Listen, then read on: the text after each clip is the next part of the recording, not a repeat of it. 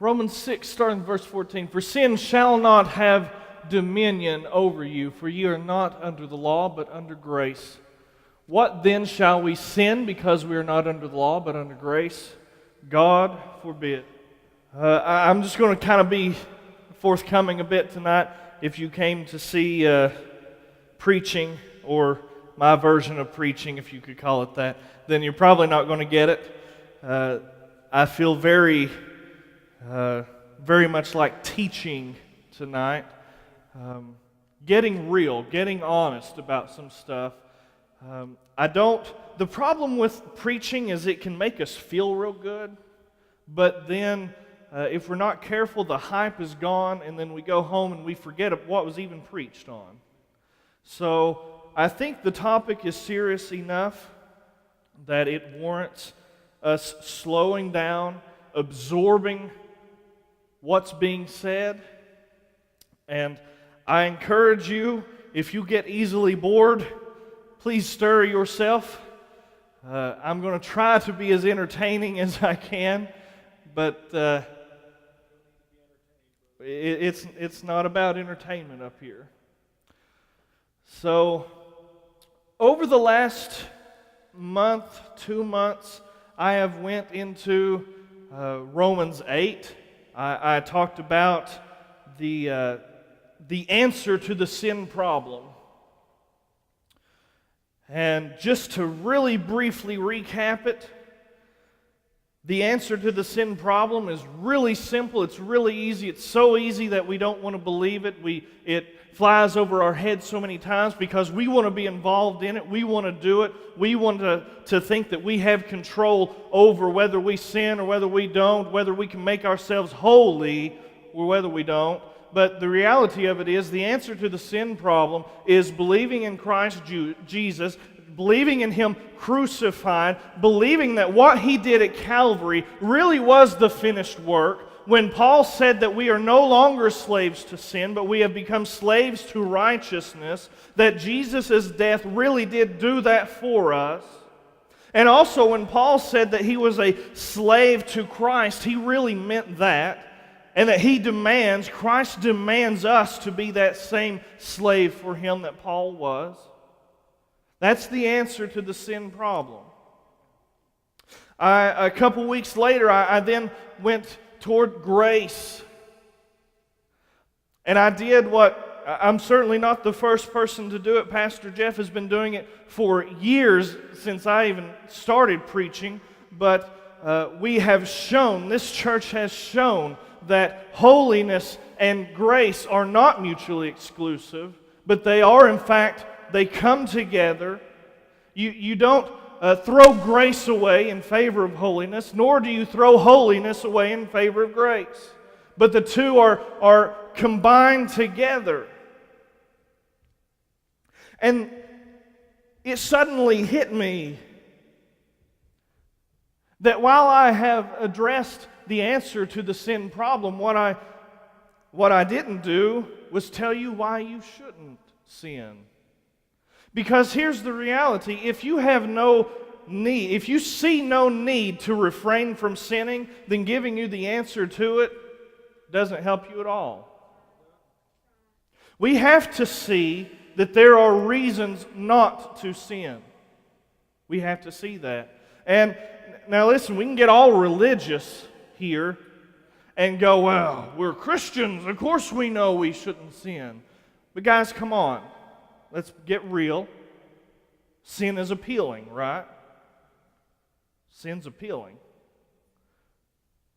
So we're going to address some stuff. I'm going to give you, Lord willing, about 5 reasons not to sin. We need to see that there are repercussions to sin. There are consequences to sin. There are. I'm going to put up a quote that really started me thinking on this whole thing. Quote by Joseph Alleine: "O miserable man, what a deformed monster has sin made you. God made you little lower than the angels. Sin has made you little better than the devils."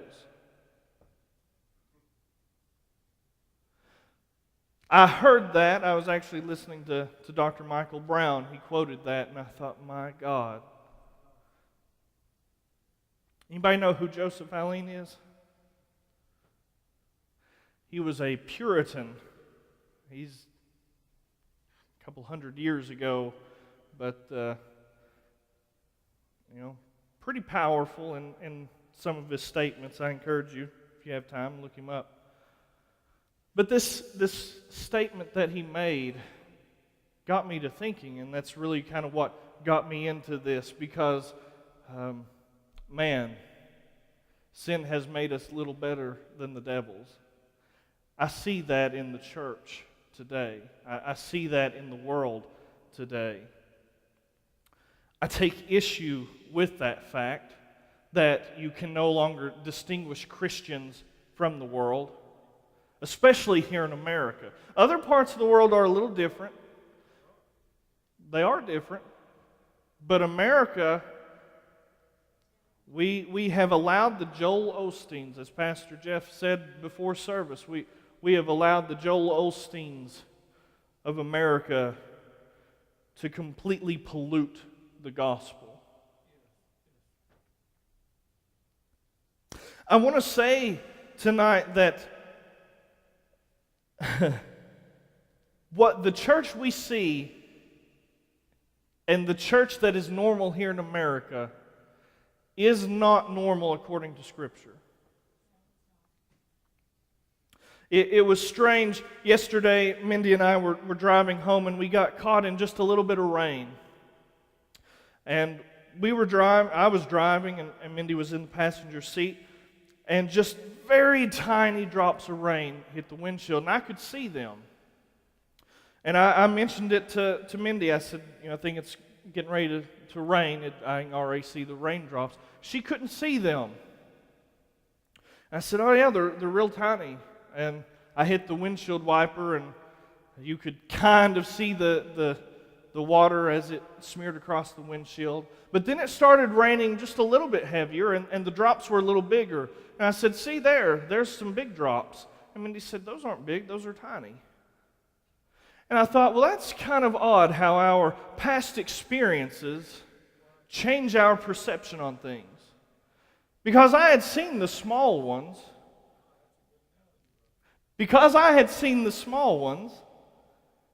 The bigger ones were big to me. But because Mindy hadn't seen the small ones, she hadn't seen what it was before, suddenly these big ones to me were small to her. And of course, even something like that, I relate back to Scripture or the church, the state of the church, something.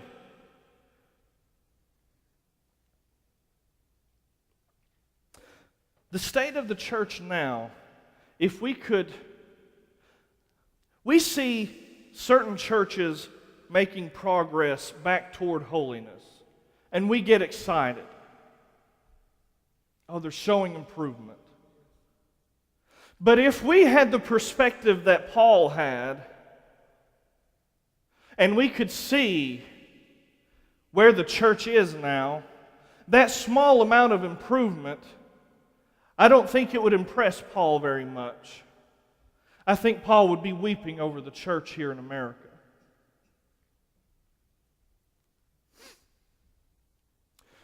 Reason number one not to sin.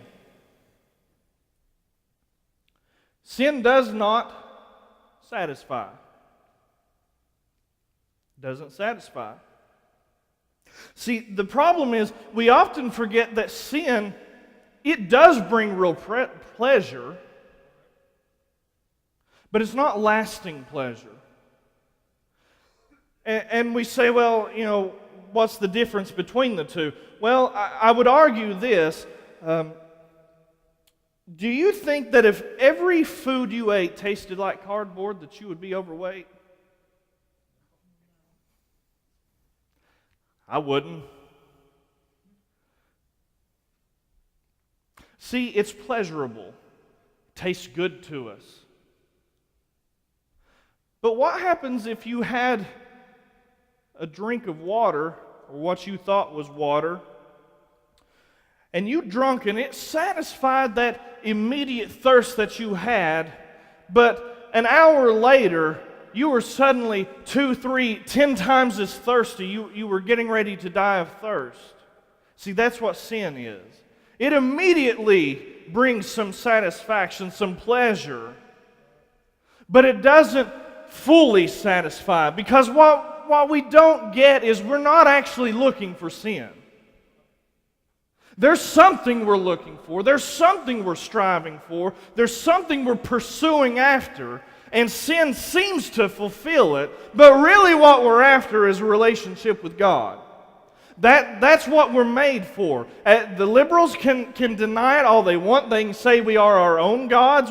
They can say whatever they want. The fact of the matter is we were made for a relationship with God. That is the only thing that fills that hole in your heart.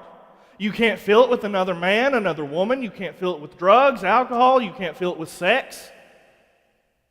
You can't fill it with anything but a relationship with God. Sin will not satisfy you.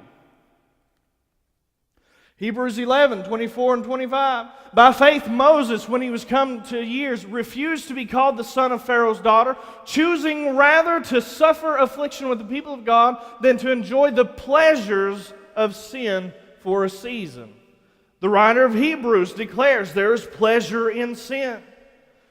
But Moses refused the pleasure of sin and chose suffering and said, man, that is not a popular message to try and preach today.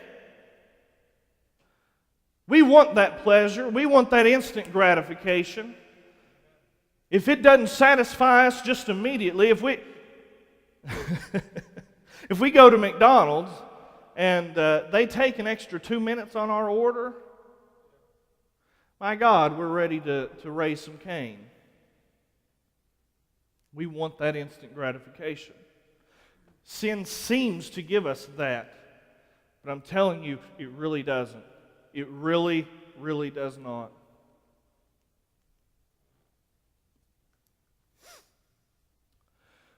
Reason number 2, not to sin. Sin leads to more sin. Sin leads to more sin. The problem with sin, the problem with temptation is that it's so tempting. I used my doctorate degree to come up with that one. The problem with temptation is it's so tempting.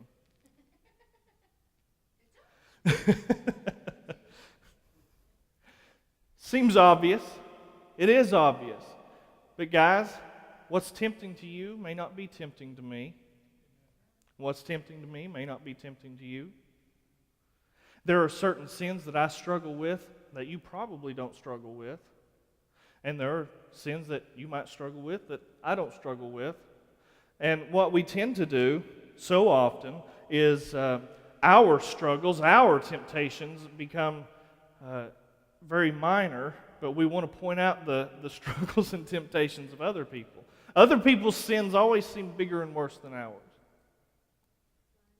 That's how we as humans work. But sin leads to more sin.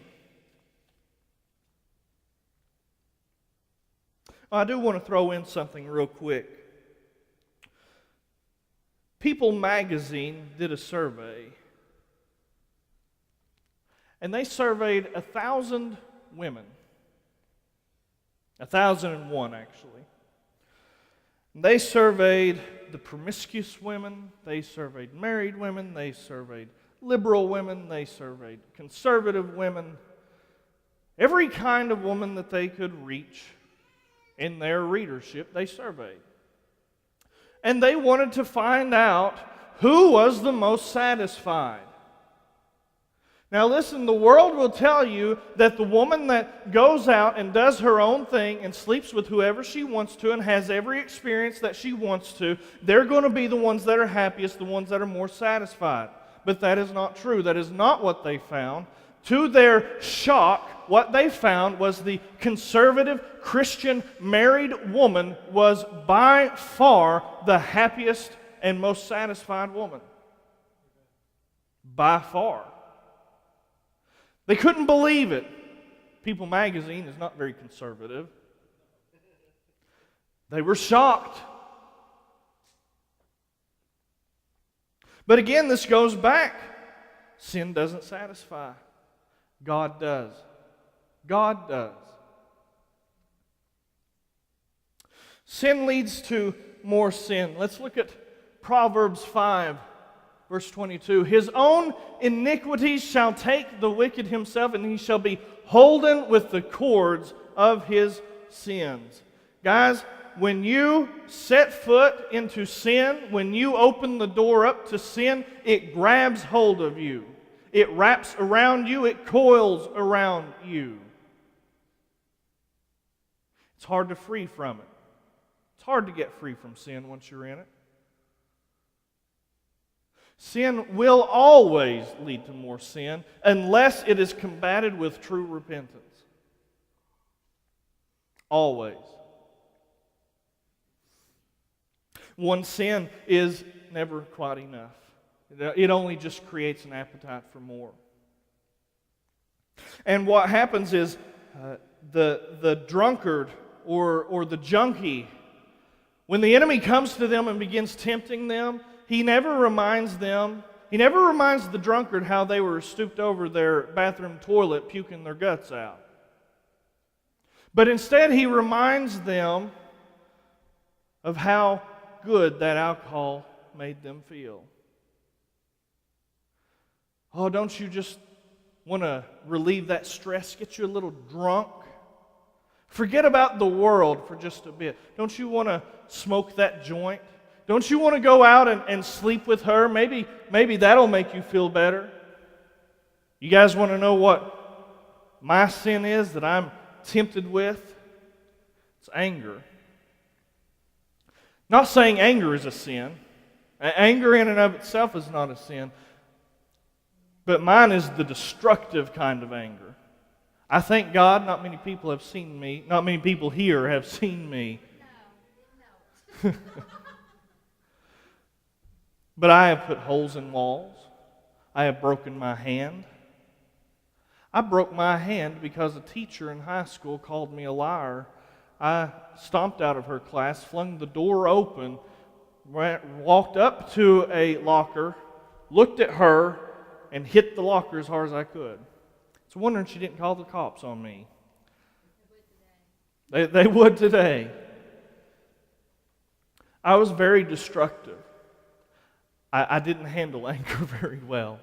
And I find myself, even now, so many times, that is the default that I want to go to. I want to just explode with anger. Why? Because when I hit that locker, guys, there was a lot of release. I felt quite a bit better until my hand started hurting about 10 minutes later, and I found out my hand was broke. But emotionally, man, that tension was gone. I thought, man, and I did that often. I did that very often.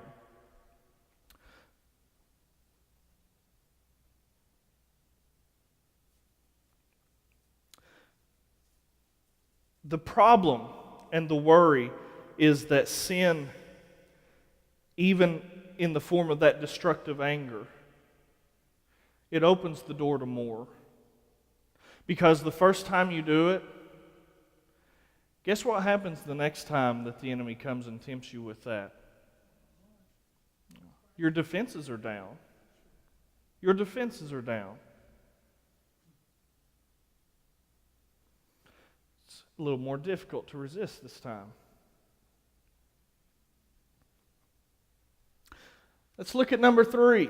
Has anybody ever seen somebody fall up a mountain? Anybody, gravity has flipped on them, they fall up a mountain? Mindy could probably do it, but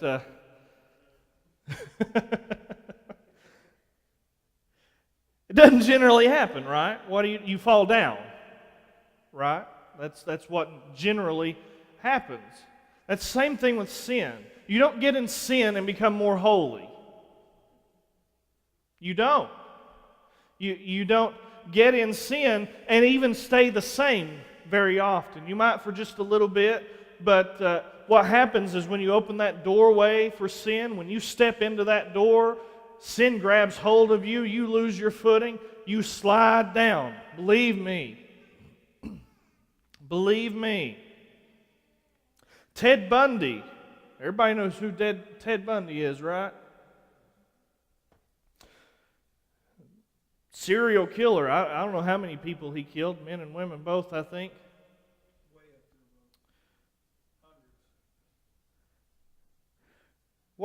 Anybody know what started Ted Bundy? What that initial pull was? I know Pastor Jeff does. It was pornography. It was pornography. He got into the pornography, and suddenly what he was originally into wasn't doing it for him anymore, so he sought the hardcore stuff, the more perverse stuff, the worse stuff. And suddenly even that wasn't doing it. He had to physically do something. He had to participate, and it literally went to murder. And even necrophilia, if I remember right. So, he was raised in a Christian home. Guys, that's what sin does. That is the subtle pull of sin. The devil never comes up to you and tells you that this is the sin that's going to destroy your life. Because if he did that, every one of us in here, if we were in our right mind, we would absolutely flatly go, no way. But what does the enemy do? He creeps in. And guys, can I just say, sometimes sin, the path down to sin, starts with something that isn't a sin. Just something as simple as sitting in front of your computer. And you think that, well, this really is harmless.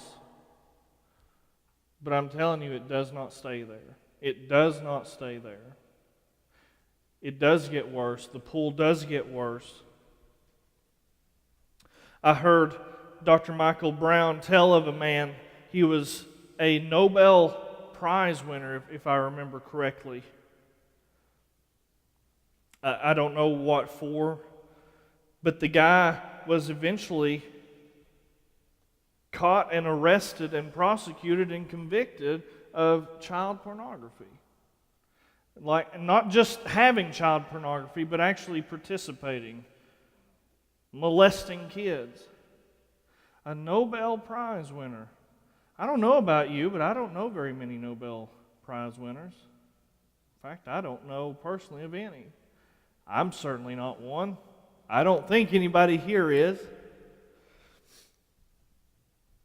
Sin does not discriminate.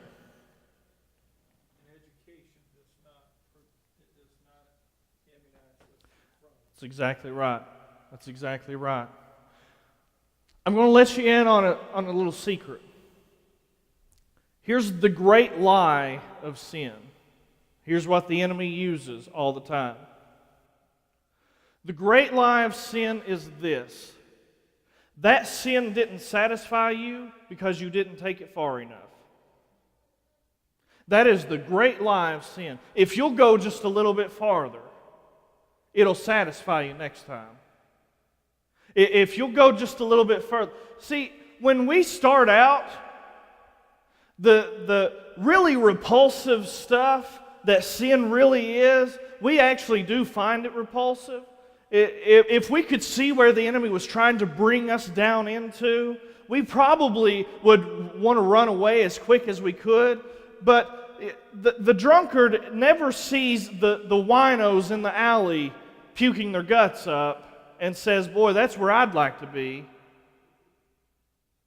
But the one that's getting tempted will probably get tempted maybe at a big social gathering, maybe with some intellectual people. Some people that are very well educated, very well to do, maybe even very religious. Seems kind of acceptable that way. But the great lie of sin is you just didn't take it far enough. Sin leads to worse sin. Don't open up the door, even the first time, to sin, guys. Don't do it. Don't do it. Do you know how many people have absolutely ruined their marriages because some guy, some woman went to somebody else? They were just friends. They decided to meet them. They get me. They understand me. I'm just going to unload emotionally upon them. Don't do it. Don't do it. I don't care how much emotional support you get from somebody. Don't do it. Don't go to their house in the middle of the night. Oh, we're just going to talk. How do you know? Seriously, how do you know? How do you know 6 months from now you won't end up in a full-blown affair and murder your spouse? How do you know? I'd never do that. How do you know? When you open up that door to sin, you have no promise of what tomorrow's going to be like. We don't have that anyway, but when sin is involved in it, you have no idea what you are actually capable of. You have no idea the depths that you can slide into. When I started smoking marijuana, I never, ever would have thought that I would have got into pills. Never in my wildest dreams. If you told me that, I said, you're stupid. We had some kind of officer or something come to our class in elementary school, I think it was. Yeah, DARE. That's what it was. And they told about the dangers of marijuana. And they said it's a gateway drug. And I thought, you're stupid. Because, just to let you know, I was already smoking it at the time. 4th grade, I was smoking marijuana.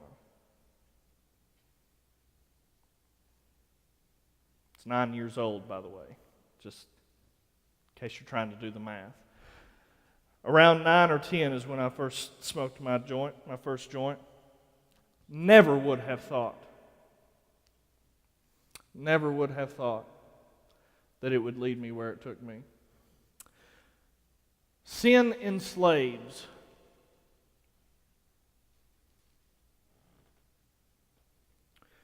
John 8, 31 through 34. It's kind of small, I apologize.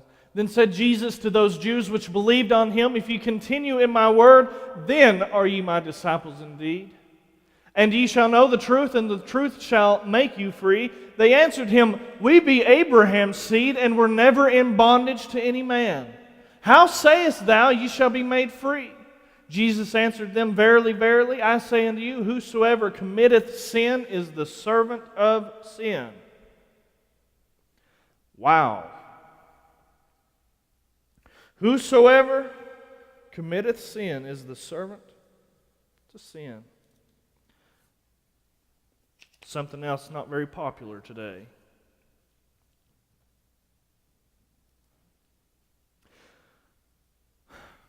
The problem with sin is that at one point you used to be free.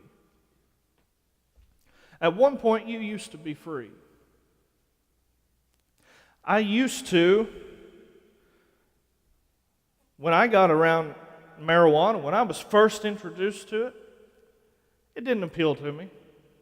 I didn't just immediately take that first joint that I was offered. I rejected it quite a few times. I was free from it at that point. But I opened the door to it. And it did enslave me. It absolutely enslaved me. It robbed a whole lot from me. See, a slave is never a son.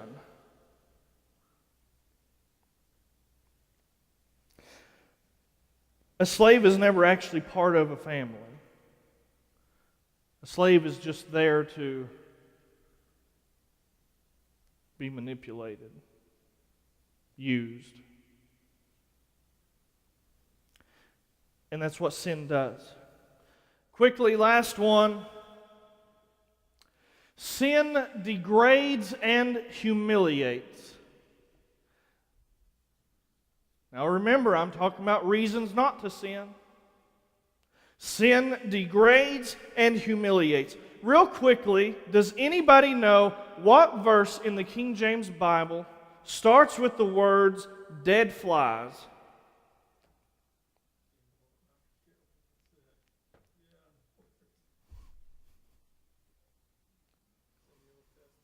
It is in the Old Testament.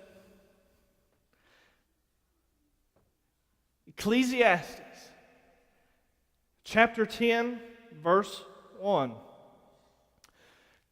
Dead flies cause the ointment of the apothecary to send forth a stinking savor, so doth a little folly him that is in reputation for wisdom and honor. Now, if you don't understand that, I'll give the Hilbonics translation.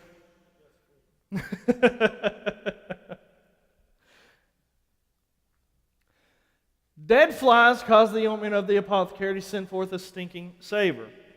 Basically, a dead fly absolutely corrupts and putrefies the ointment of the apothecary. And just as one dead fly can putrefy an ointment, so does a little folly or a little sin to him that is in reputation for wisdom and honor. Those that have a reputation of godliness absolutely will get destroyed by even one sin. The harsh reality, the harsh truth of it, it may not be fair, but this world and Christians will judge you not by all the good that you do, but by the one sin that you commit. That will be what they remember. That will be what they throw up in your face. Jimmy Swaggart, powerful man of God. You ask anybody that knows him, that's the first thing they talk about was his fall. Even though he repented, the Lord continues to use him. That was years ago. That is still remembered by people. Guys, your sin absolutely will degrade you.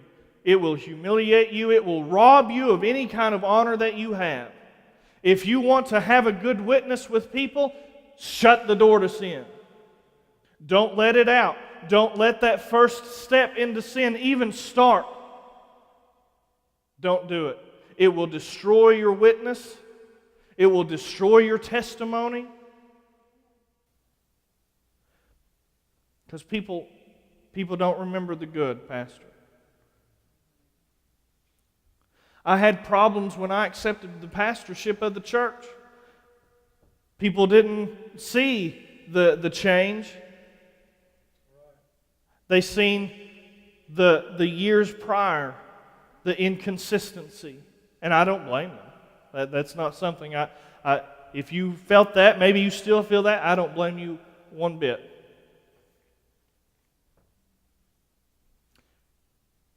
But I want you to know, if you love your family, if you love your friends, if you want to see them in heaven with you, this ought to be the greatest reason of all to shut the door on sin.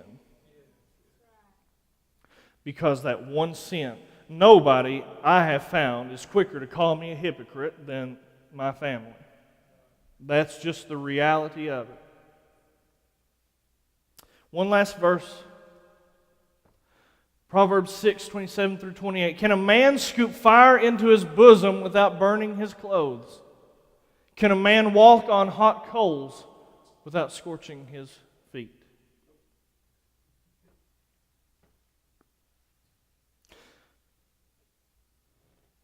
What the writer here is trying to say is sin has lasting effects. Sin has lasting effects. If your clothes burn up, are they recoverable? If that covering burns up, is that recoverable? Sin destroys, guys. Sin destroys. And it doesn't do me any good to give you the answer to sin, to show you how to stop sinning, if I don't show you why you shouldn't even want to sin. I hope I've done that tonight. I hope I have done that. I hope and as Pastor Jeff said, this really is Christianity 101. There shouldn't be anything new in any of this. But what is known as radical today is really just, I don't know that it's even quite normal compared to the New Testament definition of Christianity. We're so far away from it. We're so far away from it. I want us to get back to normal. Not just us. I want the church in America to get back to normal.